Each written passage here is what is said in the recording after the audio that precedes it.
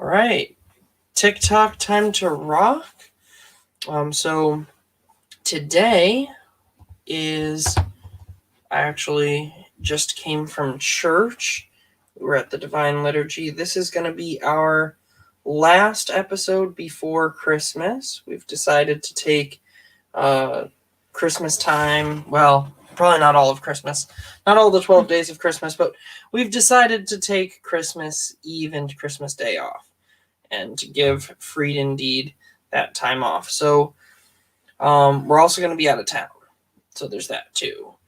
But if people want it, we will do some kind of like question and answer thing on social media. We're not going to do it on YouTube though. Excuse me. Bless you. So that's kind of that. We're blowing our nose. We're blowing our nose. Sorry about that, people. It is live. So anyway, so we're doing all that, and if you want, we can do the Q&A thing, but at least for our usual YouTube thing, we will be back in 2 weeks, Lord willing. But for fun, we wanted to do a special on why Die Hard is a Christmas classic. And this is an important topic. It is. Well, I like things like this to a certain degree every once in a while. For one thing, it's fun. It breaks up kind of the thing.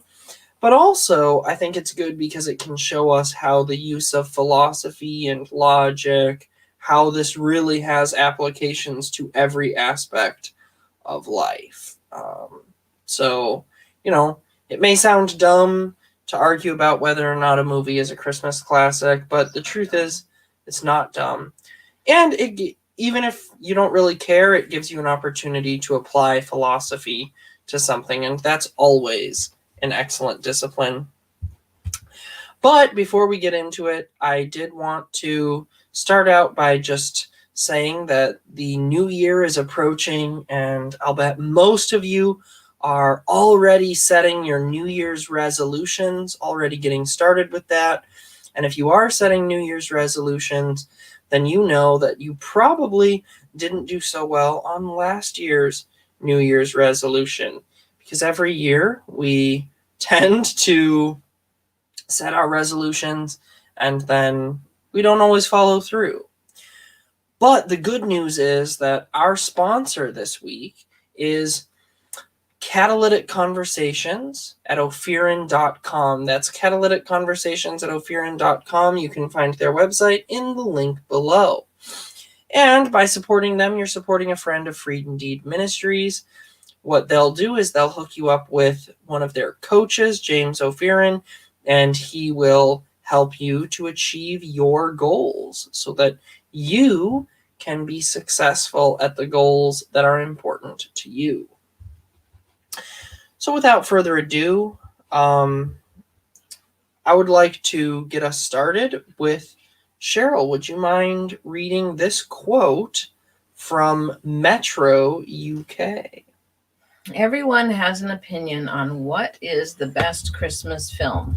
Elf, It's a Wonderful Life, Love Actually, the list goes on. But unless your answer is Die Hard, obviously, then you're wrong. All right. Good quote. It is a good quote. And this is what we're talking about here today. Yes, Die Hard. Die Hard. With Bruce Willis. The original, not the sequels. Those aren't Christmas movies. No. Definitely not. So we also have, I saw another quote. It said, "It isn't Christmas until Hans Gruber falls from Nakatomi Plaza." So basically our goal today is to show you why both of those two quotes are absolutely correct. See how helpful I am Hans today? Gruber. Yes. I'm loving this. I think this is awesome. So we have Hans Gruber falling there. So The first thing we're going to do is clear up some arguments against. We're going to address some of the sort of common arguments that people bring up against the idea that Die Hard is a Christmas movie. You know, we're going to shoot down the naysayers, so to speak. So the first argument that I usually hear from haters who despise Christmas is that Die Hard is an action movie and therefore not a Christmas movie. Or some derivative of that, you know, it has violence. So therefore they say that it can't be a Christmas movie. The other main argument is that Bruce Willis himself, the star of Die Hard, has said in the past that Die Hard is not a Christmas movie. He says it's a Bruce Willis movie. Yes. So I'm pretty sure he's kidding when he yeah, I think Bruce Willis is actually... So for that number 2 argument, yeah, I'm pretty sure Bruce Willis was joking. I don't think he's actually arrogant enough to believe that he's bigger than Christmas or something like that. But that is what he said. He said it's not a Christmas movie. It is a Bruce Willis movie. So again, I'm pretty sure he's joking, but if he's not joking, then that's a really dumb argument. For kind of the same reason why the first argument is a bad argument. The idea that Die Hard is an action movie and therefore can't be a Christmas movie is refuted by the simple fact that this is an arbitrary rule. There's no reason why an action movie can't also be a Christmas movie. You have different genres in Christmas movies. You know, you have romance, yeah, Love Actually, the family movie. That's right. And there's a lot of crossover. Right, there is, as we'll get into. But, you know, again, this is just an arbitrary rule. The idea that something is an action movie means that it can't be a Christmas movie is not, you know, that's not a legitimate philosophical principle or anything. And if you've seen our Answering 50 Questions on the Trinity Part 1, then you know that we hate arbitrary rules. And we're not into those. We do not obey arbitrary rules that suck and ruin interpretation of perfectly valid passages or films. Or if you're a King James onlyist, then they sucketh. That's right, they sucketh. They are anti-Christmaseth. Indeed. So if you value the spirit of Christmas and you're not an Arian heretic who hates Saint Nicholas, then you know you can't use arguments like that. Just flat out. I mean, you can, but well, no, because if you use those arguments, then you're being an Arian heretic who hates Saint Nicholas and despises the baby Jesus and Christmas. That's what you're doing if you use... Well, it's true. I'm just saying that people do it anyway. No, it is. But so that never ever stopped a heretic. What I'm trying to say is, don't hate the baby Jesus. Yeah, please don't do that. Please don't do that. Don't say that Die Hard isn't a Christmas movie because it's action. Everyone knows that that Mary and Joseph were watching Die Hard in the stable. So, it's one of the gifts of the Magi. That's right. Okay, the fourth Magi. Yeah, the one that actually showed up on Christmas. Right.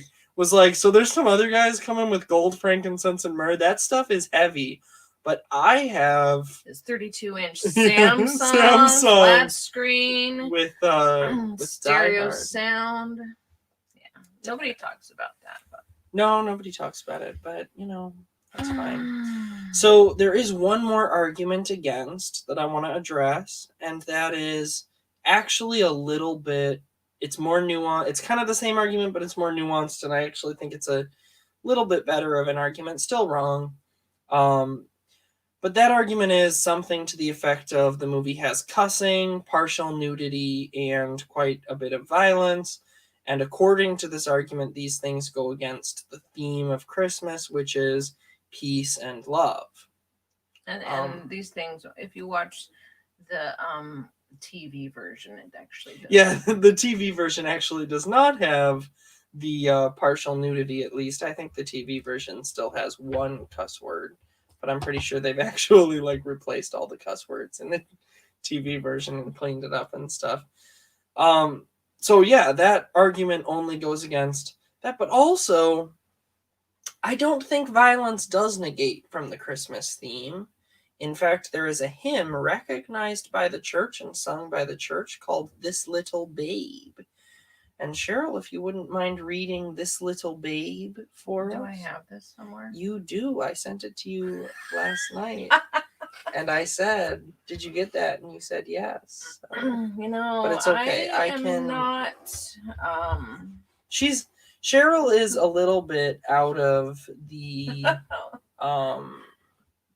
I'm interested to hear how you're going to explain what Cheryl is here. Well, Cheryl is a little bit confused today. That's what's going on. That's all. All right. Well, okay. So we have here. I've got it up over here. If you can read that, if you can see it, I don't know. I can see it. I'll read it. Benjamin, is that the author? Benjamin Britten. Benjamin Britten little babe.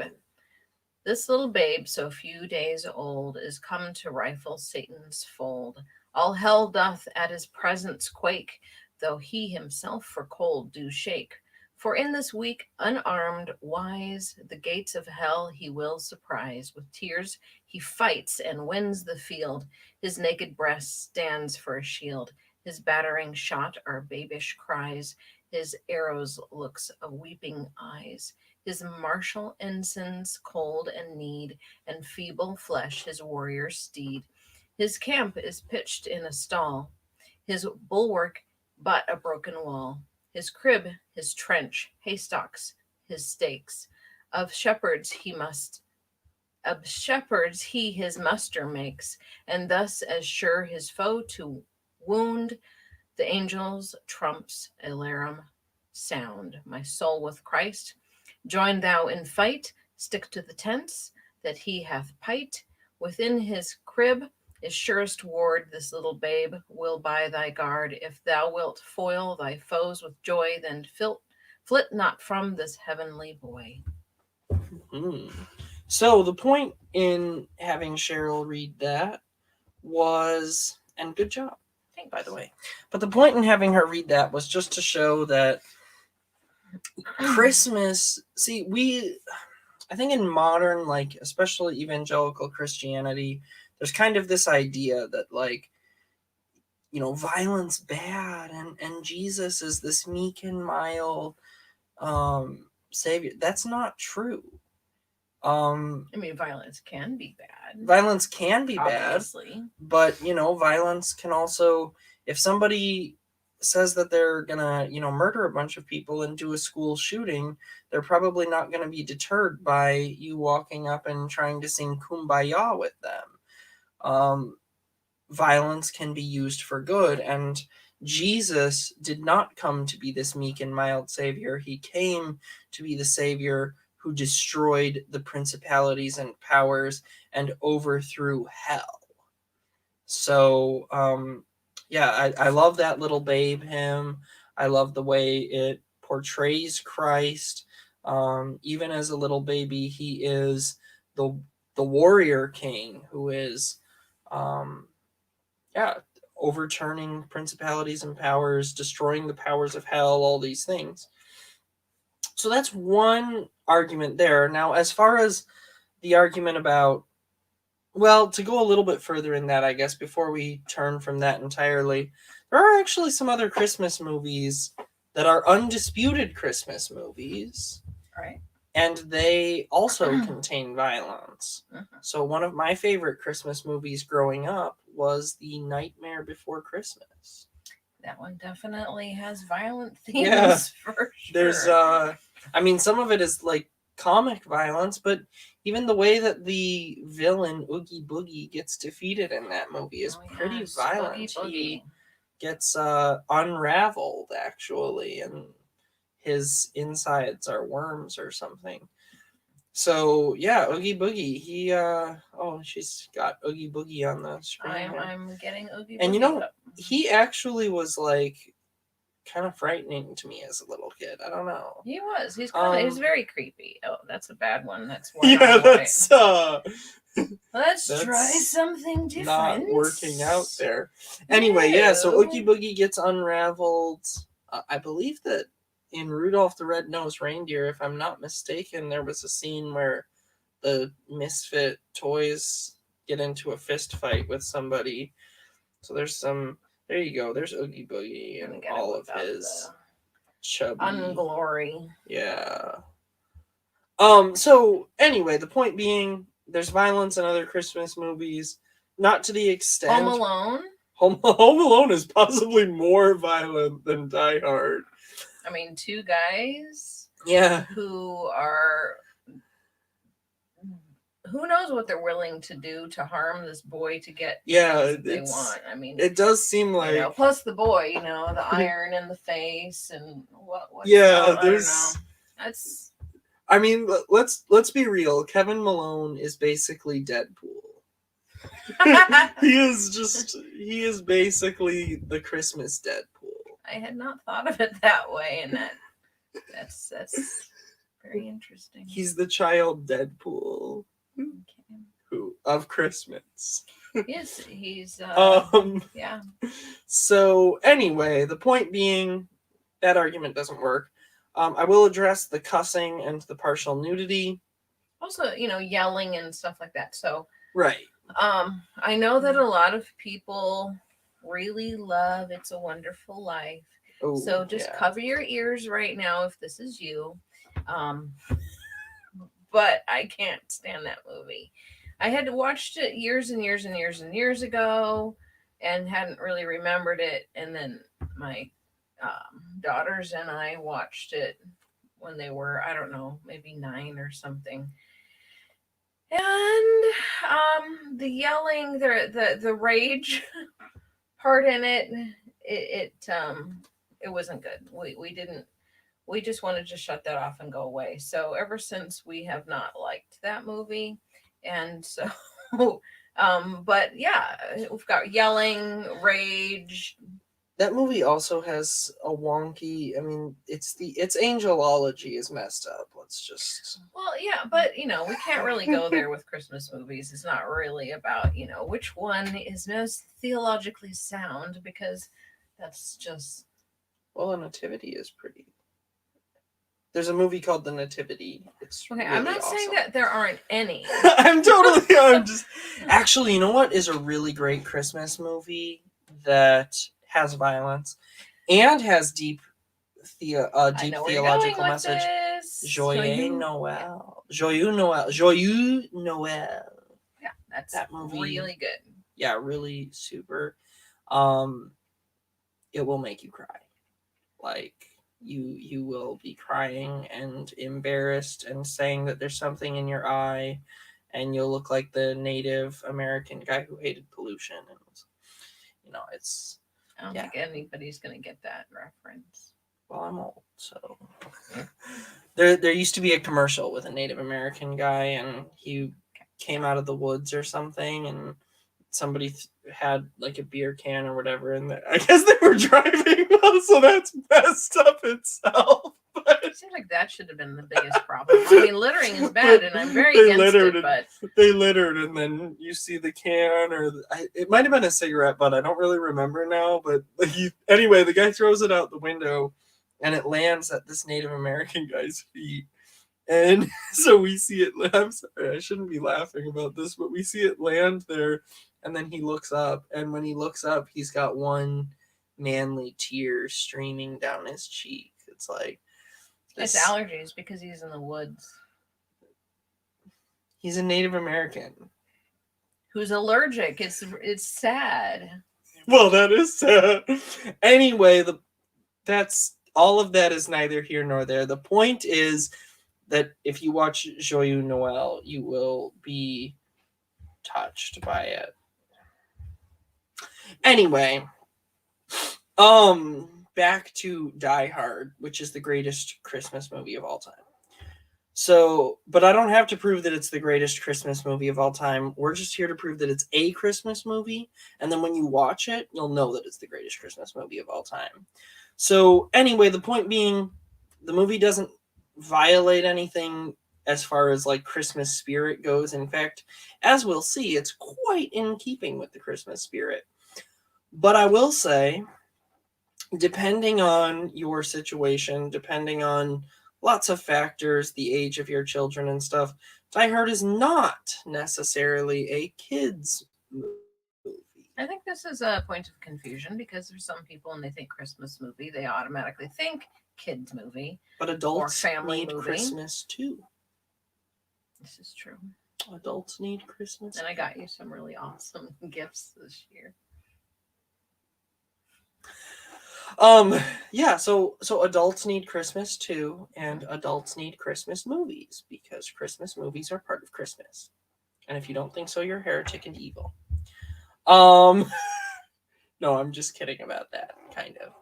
But so anyway, the point being, yes, it's an adult movie, unless, adult movies you can watch adult movies with your kids, I think. I mean, my parents let me watch Die Hard when I was pretty young. I think everybody is going to but be. There's different.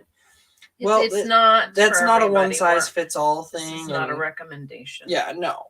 But what I'm trying to say is, it's not a made for children movie. No. And if your kids are at an age where that's all they can really watch right now is made for children movies, then Die Hard probably isn't the movie for them. It's not the movie for them. But it's still the movie for you because you're an adult.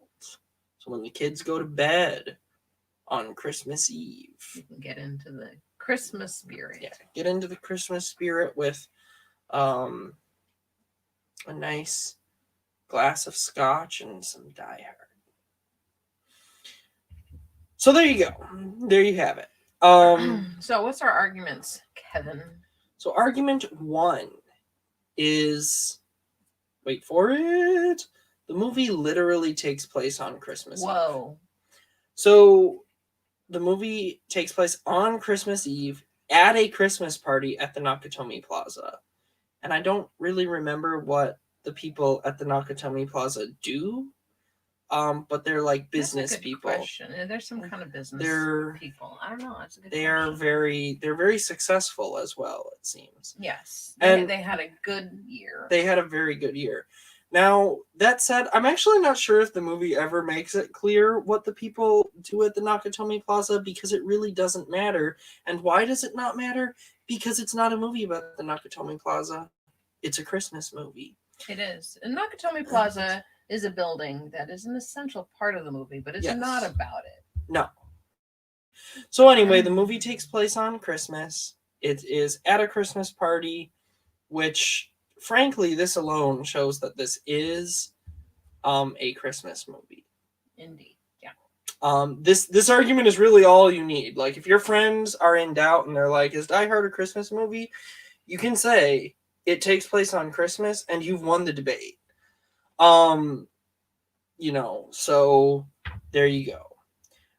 With that said, we have some other things that we're going to look at, because Die Hard actually, I'm going to be honest, doing the research for this episode, I learned a lot about Christmas movies in general and Christmas stories, and I am more convinced than ever that Die Hard is not just a Christmas classic, but is intentionally set up as one. So we could say we've already established that it's a Christmas movie because it's a movie that takes place on Christmas. But now we're going to show that it is, in fact, a Christmas classic. So argument number 2, Die Hard follows all of the common Christmas movie motifs. So Cheryl, break down for me, what are some things that if you were to take all of the Christmas movie, like all of the Christmas classics, Rudolph the Red-Nosed Reindeer, Santa Claus is Coming to Town, Charlie Brown's Christmas Extravaganza, if you were to take all these movies, put them in a blender, and spit them out, No. Put them in a blender and distill them. What are some common themes What's that you the would Christmas run into? movie cocktail? That Right, you come out with? exactly. Okay.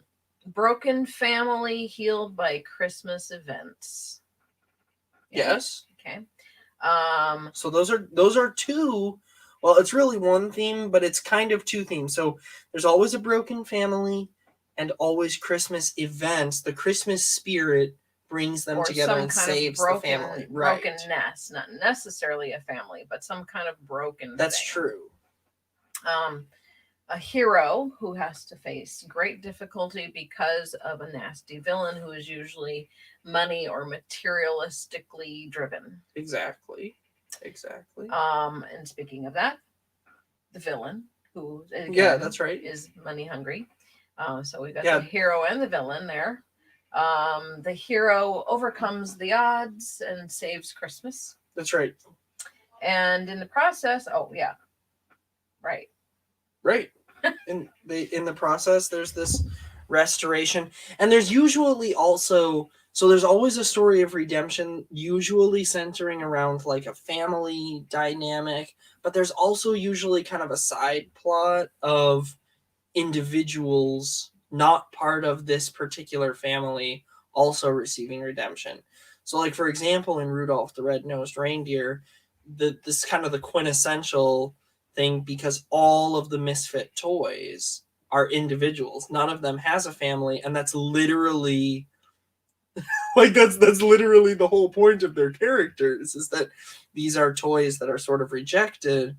But then, in the spirit of Christmas, all of them find redemption and end up finding good homes. Home Alone is another great example. You have a family that's so incredibly broken that they forget their own son.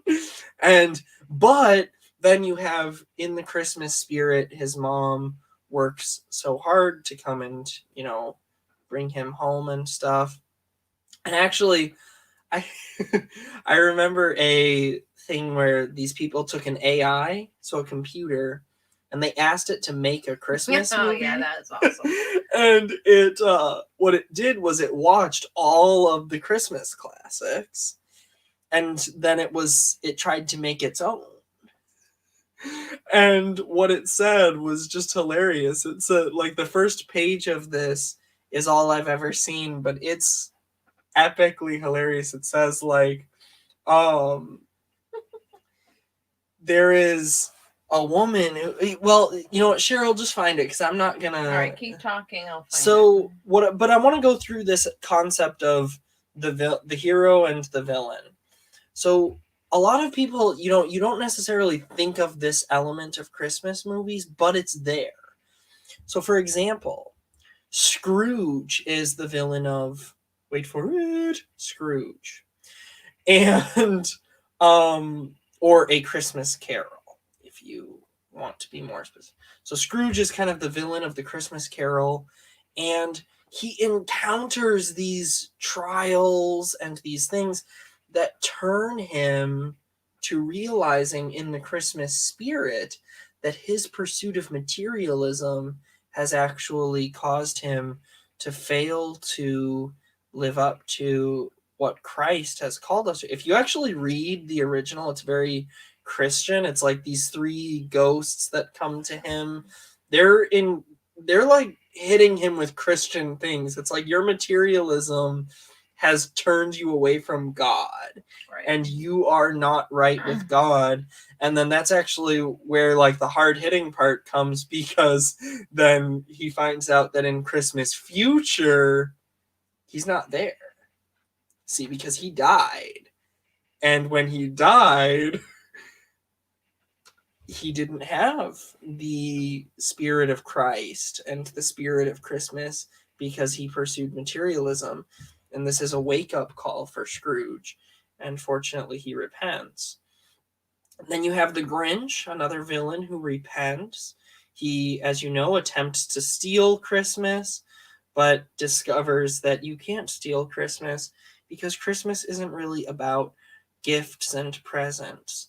It's about the Lord Jesus Christ and his wonderful salvation and the peace on earth and goodwill towards men that this brings. And then the Grinch's heart grows 3 sizes.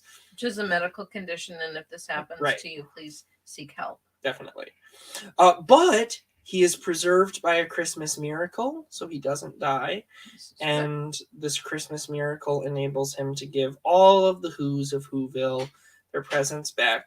Which, by the way, doesn't it seem like the Who's of Whoville and the Grinch are like normal size, but then the Who's in Horton Hears a Who are like this big?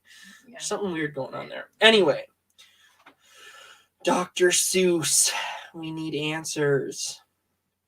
Nightmare Before Christmas, we already talked about Oogie Boogie. Real bad dude. I don't know. He is Oogie Boogie, I think, is like the Hans Gruber. Yeah. He's like almost at the level of Hans Gruber. Yeah. Hans Gruber aspires to be Oogie Boogie. Mm-hmm. I think that's what's going on there. In It's a Wonderful Life, you have Mr. Potter. Cheryl doesn't like It's a Wonderful Life. I've actually never loved that movie either. Notable exception, The Bishop's Wife does not have a villain per se, but it does have this story of, the family with its trials. The bishop has this goal to build a cathedral, and it's become kind of an idol for him. He's lost the spirit of Christmas, ironically trying to do holy things, but his attempt to do holy things have actually distracted him from the holiest thing of all. And then there's an angel who kind of becomes an anti-hero because Dudley is kind of like, I don't know. He's like a hero, but he's also kind of the villain in the movie. So it's kind of funny. But yeah, so The Bishop's Wife doesn't have a classical villain, but it has the same kind of struggle happening. And that struggle ends with them actually still saving Christmas, and in the process saving the bishop so that he can be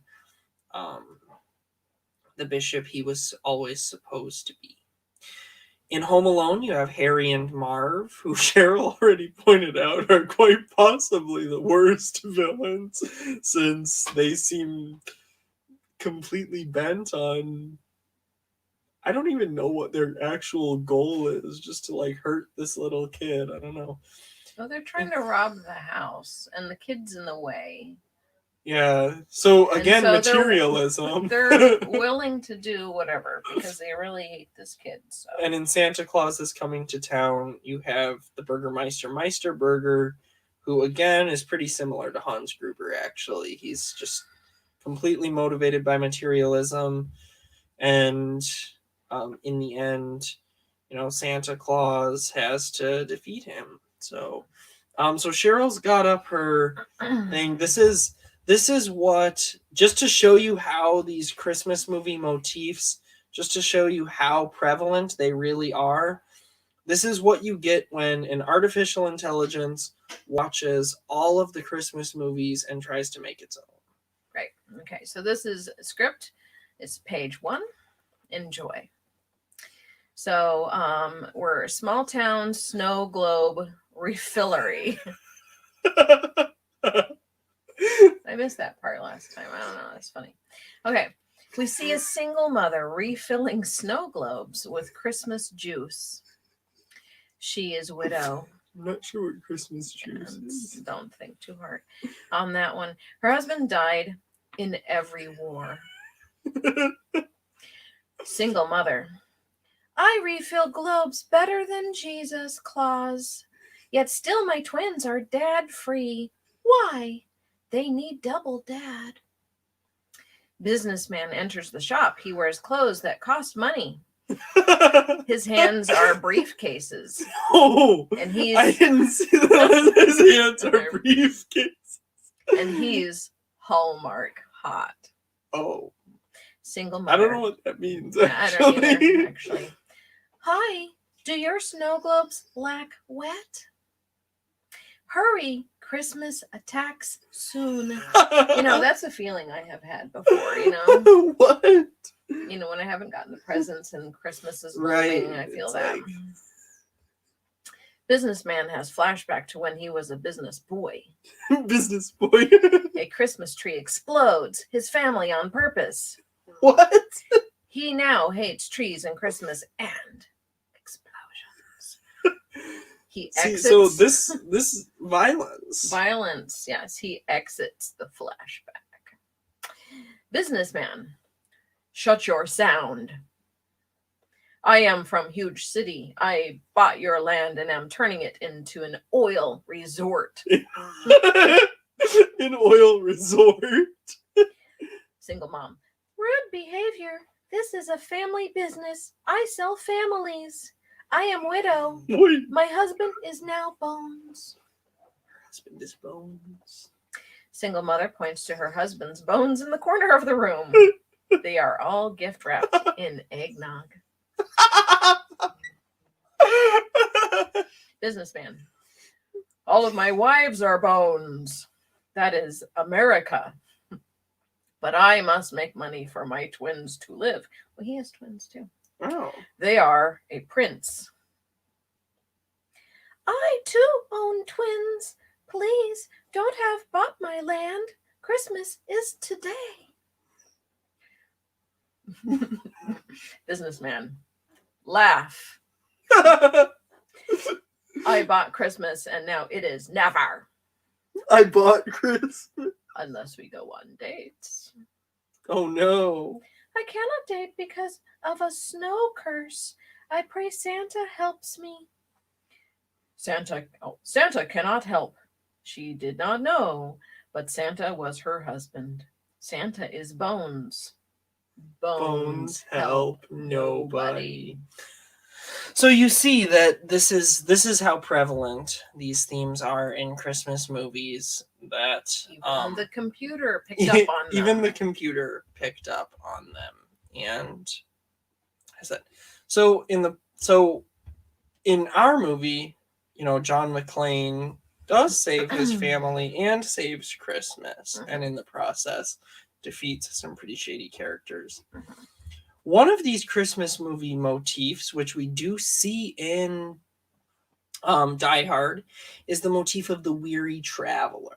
You know, in the beginning of Die Hard, he's talking with the guy on the plane who encourages him to take his shoes off and make fists with his feet on the carpet, and this will relieve stress. And so he actually does that, which, you know, doesn't turn out so great, but he does do that. Is not stress relieving. No. But that's interesting because there's actually this motif finds its way into many, many different Christmas movies. The idea of the weary traveler coming from a far off land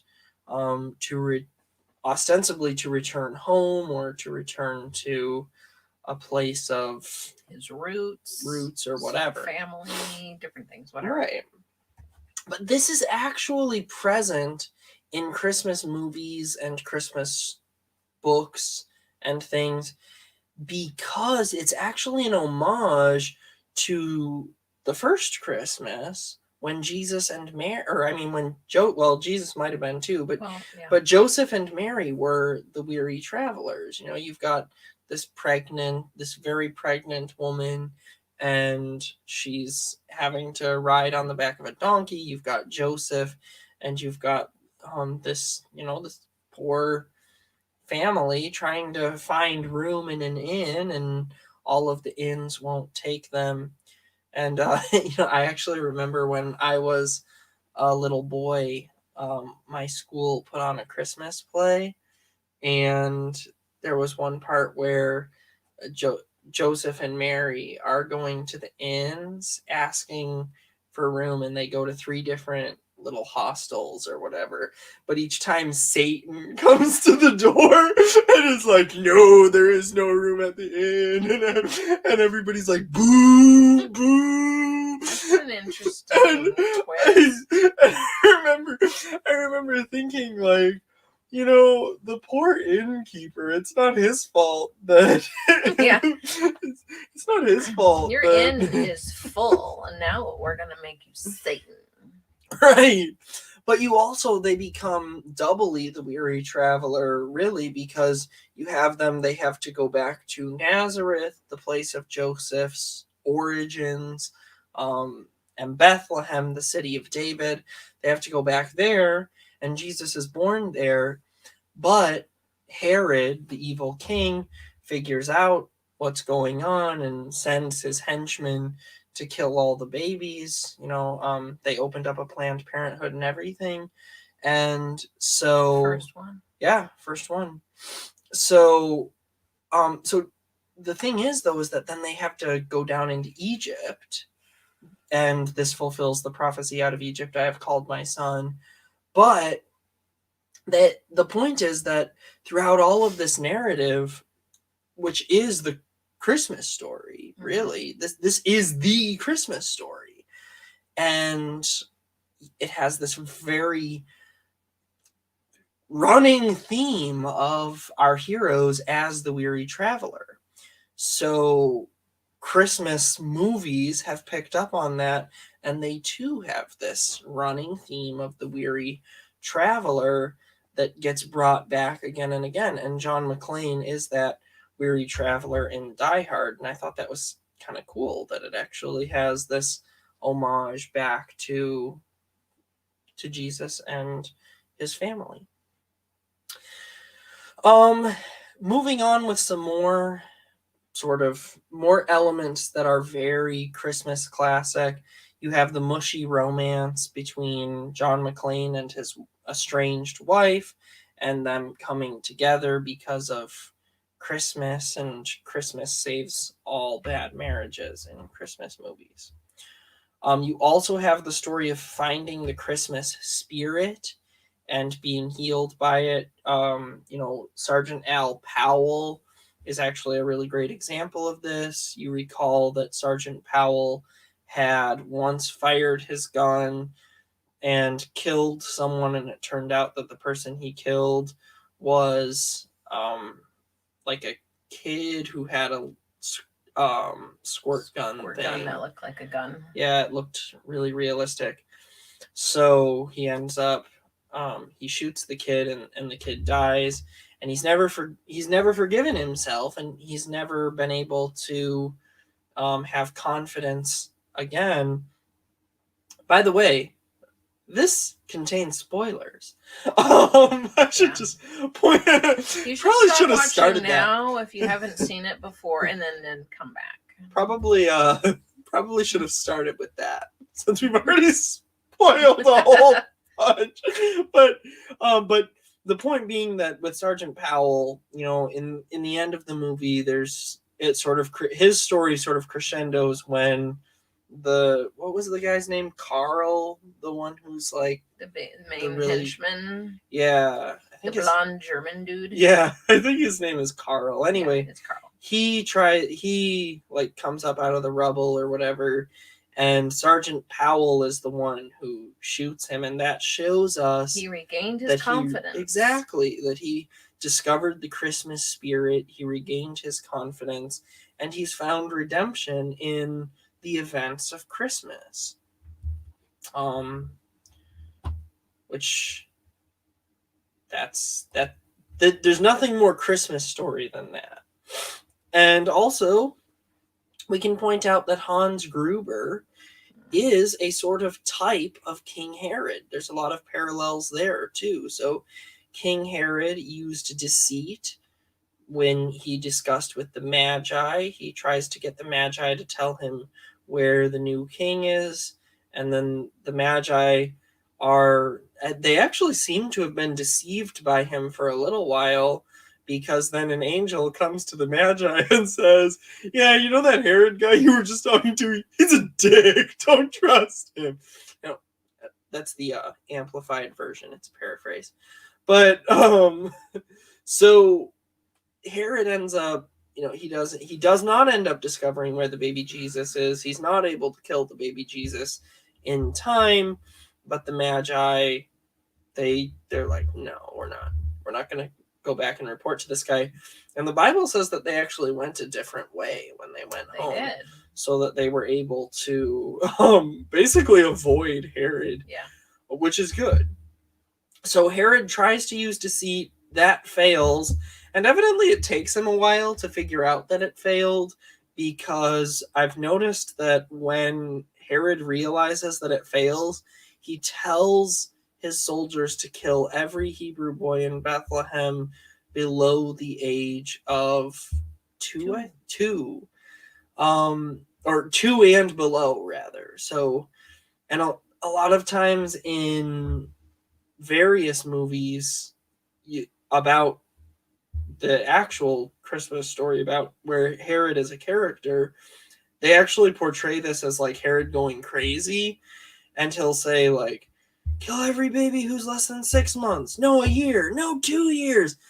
I don't think that's what's going on there. I think that he's realized those magi aren't, this is like 2 years later, and Herod is like, those magi aren't coming back. Like, they pulled a fast one on me. Well, yeah, so, and the magi didn't show up until Jesus was. I mean, he wasn't, an infant.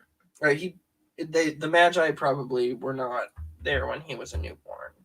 Although the creche looks much better with the magi. Yeah, so go ahead and keep that. Them. It's fine. And a giant cat too. Yeah. And they also brought, gold, frankincense, and myrrh. So anyway, the point is that Hans Gruber tries to use deceit. When that fails, he sends henchmen. Remember, in the movie, that takes the form of Carl in particular, but all of Hans Gruber's men get sent to try to kill John McClane, to try to kill hostages, to try to kill the people on the roof. But John McClane always defeats them. He always overcomes them and outsmarts them. And so again, this is typological to Herod, because Herod, he doesn't go to Bethlehem. He sends his soldiers to Bethlehem. They try to kill Jesus. Unfortunately, in this case, they were successful at killing many of the Hebrew boys. That's why in the Orthodox Church, we have one of the 12 days of Christmas is we dedicate the day to the honor of the holy infants who were slain by Herod. And we consider them martyrs, actually. Fun fact. We consider the holy infants to be martyrs. Defund Planned Parenthood. So, hashtag defund Planned Parenthood. Yeah. Also a type of Herod. So then Herod, though, is ultimately foiled. We see that later on in the Gospels. Herod is ultimately foiled because the Son of God, the Lord Jesus Christ, does end up sitting on the throne of David, which is exactly what Herod was afraid of. Although he gloriously ends up sitting on the throne of David, not by taking it from Herod, so to speak, but by taking it into heaven, and the throne of David has become the throne of God, and the throne of God has become the throne of David. So the two thrones have become one. That is a topic for another day. So Herod is ultimately foiled, and Hans Gruber is ultimately foiled by John McClane. Yeah. And not just Hans. I mean, Hans himself is definitely foiled. But all his plans. Right. All of his materialistic schemes come to nothing. And all of his goals and ambitions come to nothing. And this is actually going back to the Christmas movie motifs. That's an important thing, because in Christmas movies, that's part of it, is the villain is motivated by materialism, but that materialism gets defeated. Right. The villain's goals and ambitions come to nothing. And that's really important to Christmas movies, I think, because this is sort of every year, this is sort of the struggle that people go through is, you have all this material. This is a very materialistic time of year in the secular culture, if you will. And what these Christmas movies are pointing us to is the fact that that materialism cannot be allowed to overturn or defeat the actual spirit of Christmas, if you will, which is the opposite of materialism. It's the one who, though he was equal with God, he became the lowest of men.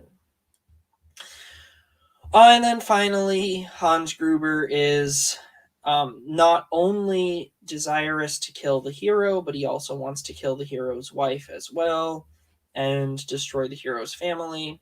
This is also true of Herod. Herod wanted to kill the whole Holy Family. So, there you have it. Die Hard is a Christmas movie. Irrefutable. So, tonight, or better yet, on Christmas, go ahead and pour yourself a nice glass of a nice hot toddy, perhaps, and or a hot cocoa if you're a little bit younger but not too young to watch the movie. Pour yourself a nice hot cocoa, and or even if you're an adult, pour yourself a hot cocoa. Live by all means. Live large, man. Marshmallows. Yeah, little marshmallows. Toss them in there. What was that? And that's the marshmallows. They don't make sounds. All right, they make sounds. No, I'm just. So anyway, do that and maybe pop some popcorn. Do whatever. Watch the Die Hard movie because it's an awesome Christmas tradition. That's part of our Christmas tradition.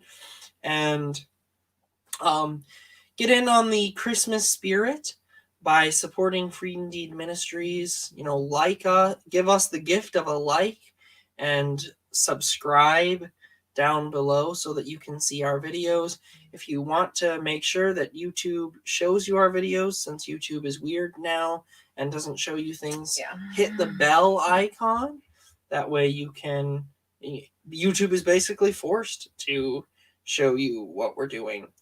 And also, please do consider supporting us on Patreon. For as little as $3 a month, which is practically nothing, you can help Free Indeed Ministries not only keep this show on the air, but also continue all of our projects worldwide. We're doing tons of things, and we have lots of ambitious goals for what we would like to do. And to learn more about that, like I said, head down there, check out our Patreon. You can see lots of the things that we're doing, both in apologetics, biblical counseling, philosophy, theology, everything. So thank you very much for your time, and make sure you share this with your friends so that they too can join in the Christmas cheer at Nakatomi Plaza.